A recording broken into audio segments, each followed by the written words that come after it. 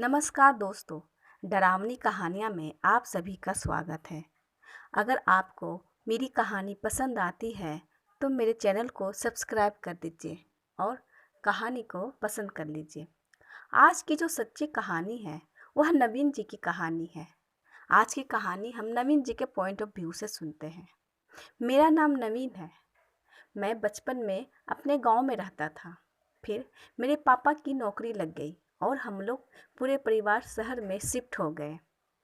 पूरे परिवार शहर में शिफ्ट होने के बाद मैं उसके बाद गांव गया ही नहीं।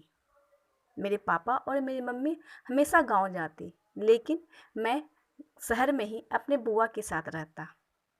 जब मेरी स्कूल की पढ़ाई ख़त्म हो गई और मैं कॉलेज गया तो मुझे किसी कागज़ के कारण मुझे गांव जाना पड़ा। मैं मेरे पापा के साथ गांव पहुंचा। मैं जब पहले गांव में रहता था तब बहुत सारी भूतिया घटना देखता था।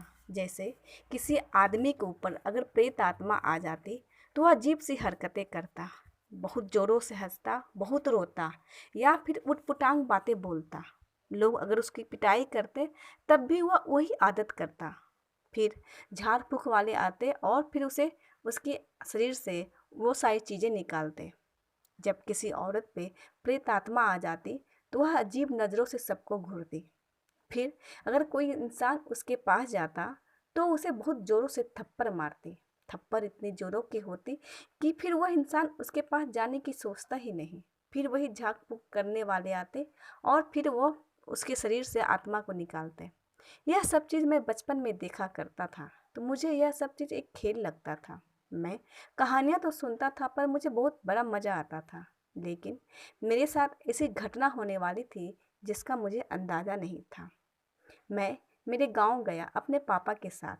अपने चाचा जी के यहाँ ठहरा हुआ था, जो हमारे रिश्तेदार लगते थे। मैं दिन में पहुंचा तो वहाँ खेतों में घूमा। मुझे बहुत अच्छा लग रहा था। मुझे अपने काम भी करवाने थे। शाम हो गई थी मुझे अपने काम करवाने में। मैं शाम को घर आया, खाया पिया और फिर बिना किसी को कुछ बताए रात के 9 बजे मैं घर से निकल गया। मुझे दिन में वो खेत हरे हरे बहुत अच्छे लग रहे थे, तो मैंने सोचा मैं रात को भी अकेला घूम आऊँ। मैं जब रात को खेतों के ऊपर बने पगडंडी से जा रहा था तो सामने एक पीपल का पेड़ था जिस पे पूजा नहीं होती थी। वह पीपल का पेड़ मुझे बहुत प्यारा लगता था बचपन से ही। मैं जब उसके नज़दीक जाने लगा तो मैंने दूर से ही देखा कि कोई सफ़ेद साया उस पेड़ के नीचे से ऊपर जा रहा है। मैंने सोचा कि इतनी रात को गांव में कौन होगा जो रात को इस पीपल के पेड़ पर चढ़ेगा। मैं धीरे धीरे पीपल के पेड़ की ओर बढ़ने लगा तो फिर मैंने देखा कि वही सफ़ेद साया फिर पीपल के पेड़ से नीचे उतर रहा है, और जो उतरने की जो गति थी बहुत अजीब तरीके से थी। मैं तो ये देखकर सोचने लगा कि कौन होगा जो रात को इतनी नौटंकी कर रहा हो। मैं धीरे धीरे उस पीपल के पेड़ के पास आगे जाने लगा कि अचानक से उस साये को लगा कि कोई उसकी तरफ आ रहा है। वह अचानक से साया नीचे की तरफ कूद जाता है और मेरी तरफ आने लगता है। मैं सोच रहा है कि गांव का कोई आदमी होगा। मैं जब जैसे ही उसके नज़दीक पहुंचा तो देख के दंग रह गया। वो जो सफ़ेद साया था, जो ऊपर से लेके नीचे तक सफ़ेद था। मुझे समझ में नहीं आ रहा था कि इसने कौन सा लिबास पहना है कि अचानक से वो मेरे आंखों के सामने से गायब हो गया। मैं ये देखकर बहुत ज़्यादा दंग रह गया। मैं उसे खोजने लगा। मैं जैसे ही पीछे मुड़ा कि वही सफ़ेद साया मेरे पीछे खड़ा था और बहुत ही डरावनी हंसी में वो हंसा। मैं इतनी ज़ोर से डर गया कि मैं तुरंत वह पगडंडी से कूदकर खेतों की तरफ भागने लगा। मुझे समझ में नहीं आ रहा था कि मैं किधर जाऊं। मैं खेतों की तरफ से भागकर फिर पगडंडी के ऊपर चढ़ गया। मैं हाँफने लगा था। मेरी समझ में नहीं आ रहा था कि मैं किधर जाऊं। मुझे कुछ सूझ नहीं रहा था। फिर मैं अपने घर की तरफ चलने लगा तो फिर अचानक से किसी ने मेरे पैर को खींच लिया और ज़ोरदार पटक लगा दी। इतनी ज़ोर से पटका कि मेरे मुंह से खून निकलने लगा। मैं रोने लगा और ज़ोर ज़ोर से चिल्लाने लगा, पर रात के समय कोई मेरी आवाज़ नहीं सुन रहा था। गांव में बहुत सन्नाटा हो गया था। मैं दौड़कर फिर भागने लगा। लेकिन इस बार भी उसने मुझे बहुत ज़ोरों से पटकनी मार दी हो और मुझे घसीटने लगा। मैं इतनी ज़ोर से डरा हुआ था कि मेरी आवाज़ भी नहीं निकल रही थी। मेरी चीख घुट-घुट के निकल रही थी। वह मुझे खींचकर उसी पीपल के पेड़ की ओर लेकर जाने लगा।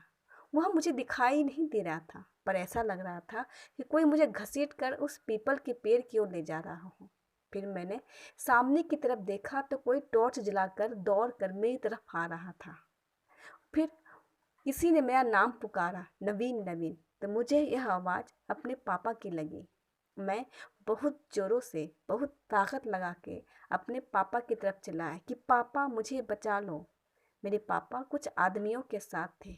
वे दौड़कर मेरे पास आने लगे कि अचानक से जो आत्मा मुझे खींच रही थी वो उसने मुझे छोड़ दिया और कहीं गायब हो गई। मैं वहाँ बहुत ज़ोर से रोने लगा। जब मेरे पापा अपने आदमियों के साथ मेरे पास आए तो उन्होंने मेरी हालत देखी तो वे दंग रह गए। मुंह से खून निकल रहा था। जगह जगह मेरे शरीर पर खरोच आई हुई थी। मुझे चोट लगी हुई थी। मेरे कपड़े फट गए थे और गंदे भी हो गए थे। पापा के साथ जितने लोग थे उन्होंने मुझे उठाया और फिर घर के अंदर पहुंचाया। जब मैं घर पहुंचा तो मुझे समझ में नहीं आ रहा था कि मैं क्या करूं। मैं इतनी डरा हुआ था कि इस किसी की सीमा नहीं थी। मैं एकदम लिपटा हुआ था अपने पापा से। पापा ने फिर मेरे कपड़े खुलवाए, हाथ मुंह धुलवाया, मेरे चेहरे को साफ किया। फिर जब कपड़े बदल कर मैं अपने पापा के पास बैठा तो पापा ने पूछा कि तुम इतनी रात को क्या करने गए थे। तो मैंने पापा को बताया कि मैं पीपल के पेड़ के पास गया था क्योंकि मुझे दिन को वह पीपल का पेड़ बहुत अच्छा लग रहा था और ठंडी ठंडी हवा चल रही थी। तब गांव वालों ने बताया कि उस पीपल के पेड़ पर एक औरत ने फांसी लगाकर आत्महत्या कर ली थी।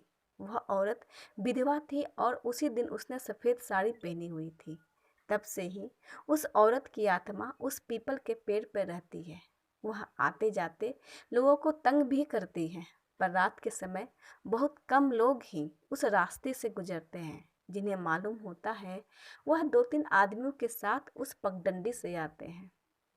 यह घटना होने के बाद मैंने फिर दोबारा अपने गांव में कदम नहीं रखा, क्योंकि वो जो डर था जो आज तक मेरे अंदर से गया ही नहीं। आज भी मैं जब अकेले रात में सोता हूँ तो मैं अचानक से चीख पड़ता हूँ। मुझे आज भी लगता है कि वो आत्मा मेरे पास आ जाएगी और मुझे वैसे ही पटक पटक के मारेगी। सच में मैं रात को कभी भी लाइट ऑफ करके नहीं सोता। वह डर मेरे अंदर इस कदर बैठी हुई है। मैं जो आज बातें बता रहा हूँ वह मेरे साथ सच में घटी हुई घटना है। यह थी नवीन जी की साथ घटी एक डरावनी घटना।